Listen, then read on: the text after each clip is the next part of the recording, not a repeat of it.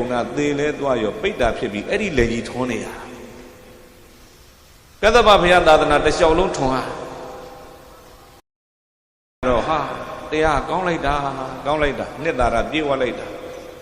ဒီလောက်ကောင်းတဲ့တရားကိုသူ့တငယ်ချင်းနားစေခြင်းလားသူ့တငယ်ချင်းတော်တဲ့ကြံခဲ့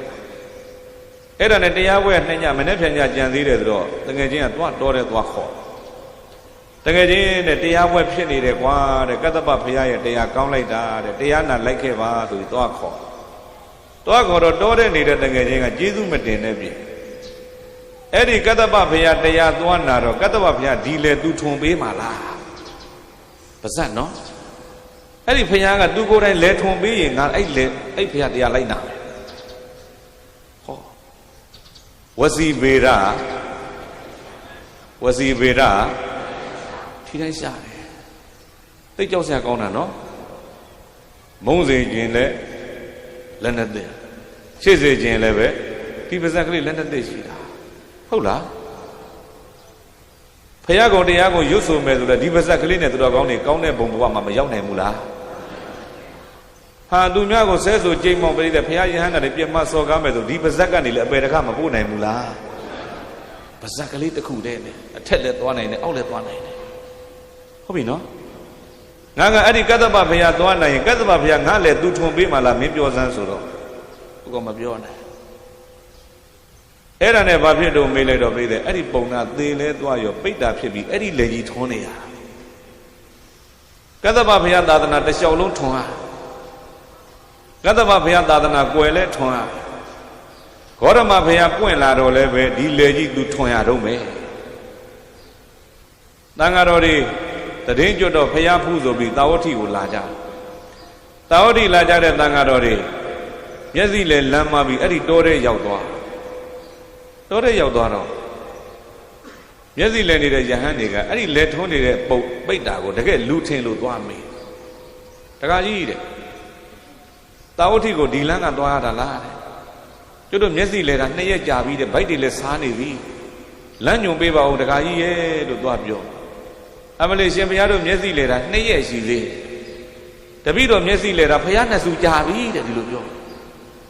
ဟာတခါကြီးရဲ့ဘလို့မျက်စိလဲတာလဲမိလေတော့မှပါဇက်နဲ့ပြုတ်တဲ့အကုသိုလ်ပေါ်ရှင်ဘုရားရဲ့တဲ့ပြုတ်ရတာလွယ်သလောက်အကျိုးပေးကြာလိုက်တာဆိုအဲ့ဒီမှာပြောသွားတာဟုတ်ပြီလားအဲကြောင့်သူတော်ကောင်းတို့တွေအကုသိုလ်ကပါဇက်နဲ့ပြုတ်လို့ရောမလွယ်ဘူးလားအဲ့ဒီဘုရားတရားသွားနာတော့အဲ့ဒီဘုရားဒီလေသူထုံပေးမှလားလို့ပြောလိုက်တာကခဏလေးပဲအကျိုးပေးတော့ခဏလေးဟုတ်ရဲ့လားကြာကြီးအဲ့ဒါကြောင့်ဘုရားတိုင်းကအကုသိုလ်ဘာလို့ခိုင်းတယ်ရှောင်ခိုင်းနောက်တကခန္ဓာကိုယ်နဲ့ပြုလို့ရောအကုသိုလ်မလွယ်ဘူးလားလွယ်တာပေါ့ကဲတော်ကောင်းတွေကနေ့မာသိညာအတက်နေ့နှစ်ဟောင်းနှစ်နှောင်းကိုနှုတ်ဆက်တဲ့အနေနဲ့သီလဆောင်ထိန်ကြတယ်နှစ်သိကိုကြိုဆိုတဲ့အနေနဲ့သီလဆောင်ထိန်ကြတယ်ဒုလဘယဟန်တော်တွေလည်းပဲဒီတိုင်းနှစ်ဟောင်းကအညစ်အကြေးတွေကုသိုလ်ရင်နဲ့ဆေးမယ်ဆိုပြီးတော့ကျောင်းရိပ်ကံရိပ်မှာခိုးလုံပြီးတော့သင်္ကန်းဝတ်ကလေးတွေနဲ့229သွဲသောသိက္ခာပုဒ်တွေကိုထိန်းကြတယ်အိမ်မှာနေရင်တော်ကောင်းတွေဘယ်နှပါးသီလ5ပါးသီလအခုကျောင်းရောက်လာလို့လူတွေမှာဘယ်နှပါးဖြစ်သွားတော့10ပါးရဟန်းတော်တွေမှာက229သွဲဖြစ်သွားဟုတ်လားတွက်ကြည့်ပေါ့အိမ်မှာနေ5ပါးဒီမှာ229သွဲသိညာတွေ9ရက်လောက်ဝေးလိုက်မယ်ဆို229သွဲကိုငါဘယ်နည်းထိန်းလိုက်ရပြီတီလာပေါင်းဘယ်လောက်ရသွားပြီလဲကိုယ့်ကိုယ်တွေးပြီးကျင့်တတ်အောင်ကြိုးစားဟုတ်ပြီလား3ရက်ဝတ်တယ်ဆိုရင်ငါ229သွဲကို3ရက်ထိန်းရင်ဟာငါဘယ်လောက်ရသွားပြီလဲတွေးပြီးတော့ကျင့်တတ်အောင်ကြိုးစားလူဘဝဆိုရင်ငါ9ပါးပဲရှိတာ9ပါးတောင်တည်တည်ချာချာတွက်ရင်လုံသလားမေ့ရင်တည်တည်ချာချာစစ်ရင်မလုံတာများဟုတ်တယ်မလားဘလောက်ပဲသီလစောင့်တာများသောအားဖြင့်သူတော်ကောင်းတို့တွေကိုကိုယ်မှာကြိုက်နေတဲ့ခြင်းလေးတော့မလုပ်ပလိုက်အချင်းသေးဝသီလကျိုးပါပြီဆိုငိုတဲ့ပုဂ္ဂိုလ်ရှိသီလကျိုးလို့ငိုတဲ့လူရှိချင်းလွတ်သွားရင်တော့ဒေါသဖြစ်တယ်နော်ဟုတ်တယ်မလားဒါလူရဲ့သဘောပြောတာပါနေပူပူနဲ့ကိုပြက်ကလေးပေါ်တန်ရလေးပေါ်ခဏလဲနေတော့အိပ်ပျော်မဲ့လို့အောက်ကစစ်နဲ့ထိုးတာဘာလို့ကြည့်တော့ကြဘိုးဖြစ် ကျဘိုးကလူလက်ထားလိုက်ရောကြောက်လို့ကြမ်းကြတဲ့ပြန်တိုးကြောက်လို့တိုးသွားတဲ့ကျဘိုးကိုတပြက်စီးရိုးနဲ့ပြန်ထိုးထုတ်ထွက်လာတိုင်းပြိဿကြီးကျဘိုးလေးများဘာလို့ပလိုက်တာများမေတ္တာထိုင်ဖို့တယ်လို့လွန်နေတယ်နော်ဟာသွေးလေးကိုဝါလို့လှလို့ကျဘိုးလေးကျမ်းမာပါစေချမ်းသာပါစေလွန်ရှာဘာလို့ပြလိုက်တာများ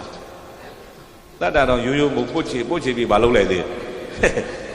နာမသိတဲ့ကိုနန်းကျင်သေးတာဟုတ်တယ်မို့လားကိုတတ်လိုက်ရတာကိုဘာဖြစ်သွားလို့ရေနန်းနေတာဟုတ်ပြီနော်လူတွေရဲ့သဘောအဲ့တော့ပြောချင်တာကအကုသို့ပြုရတာခန္ဓာကိုယ်နဲ့ပြုရင်လည်းဘာဖြစ်တော့လွယ်တယ်ဒါပေမဲ့အကျိုးပေးကဘာဖြစ်တော့ကြားတယ်သူတော်ကောင်းတယ်အကျိုးပေးရင်ကြားတယ်လူတယောက်စိတ်လေးတကောင်တတ်မလို့ဝဲလာတယ်တတ်မလို့ဝဲလာတော့အဲ့ခေတ်ကစိတ်တွေတိုးတွေတိရစ္ဆာန်တွေကလူစကားပြောတဲ့ခေတ်လူစကားနားလည်တဲ့ခေတ်လူကလည်းတိရစ္ဆာန်စကားနားလည်တဲ့ခေတ်ဆိုတော့ဆွဲသွားတဲ့စိတ်ကလေးကလက်ခုလက်ရောက်တော့ငိုလိုက်ရီလိုက်ငိုလိုက်ရီလိုက်ဒီလိုလုပ်တာအဲ့မှာလူကမေးတယ်ဟဲ့ကောင်ဘာဖြစ်လို့ငိုဘာလို့ရီနာတော့ဝမ်းနဲ့လို့ငိုတယ်ဝမ်းသာလို့ရီတယ်ပေါ့ဘာဖြစ်လို့မင်းဝမ်းသာတယ်လဲကျုပ်လေးတဲ့ဟိုဘဝကသူမြတ်တဲ့တတ်ခဲ့တာသူမြတ်တဲ့တခါတတ်ပြီးကျုပ်ခံရတာဘဝပေါင်း400ဘဝပေါင်း900ခံရ499ချိန်ကျုပ်ပြီးသွားပြီတဲ့ခဏခမကျုပ်တတ်တဲ့နေ့ကျုပ်900ပြည့်မဲ့နေ့အဲကြောင့်ပျော်လိုက်တာခမတတ်ပြီးကျုပ်900ပြည့်အဲကြောင့်ကျုပ်ရီးတာအဲကြောင့်ကျုပ်ပျော်တာဒါဆိုမင်းဘာဖြစ်လို့ငိုတော့ဩခဏခမကကျုပ်တတ်ပြီးခမလည်းပဲကျုပ်လို့နောက်ထပ်900ခံရတော့မှာပါလားခမအတွက်ကျုပ်တွေးတနာလုံးလို့ငိုတာတဲ့ဒီလိုပြောစေဗျာဟုတ်လားအဲ့တော့လူကပြောဟေ့ကောင်မင်းငါဒါလေးနဲ့လာမချိတ်ချောင်းနဲ့ငါမကြောက်သေရမှာငါမကြောက်ဘူးတဲ့ခင်ဗျာအဲ့လိုမပြောနဲ့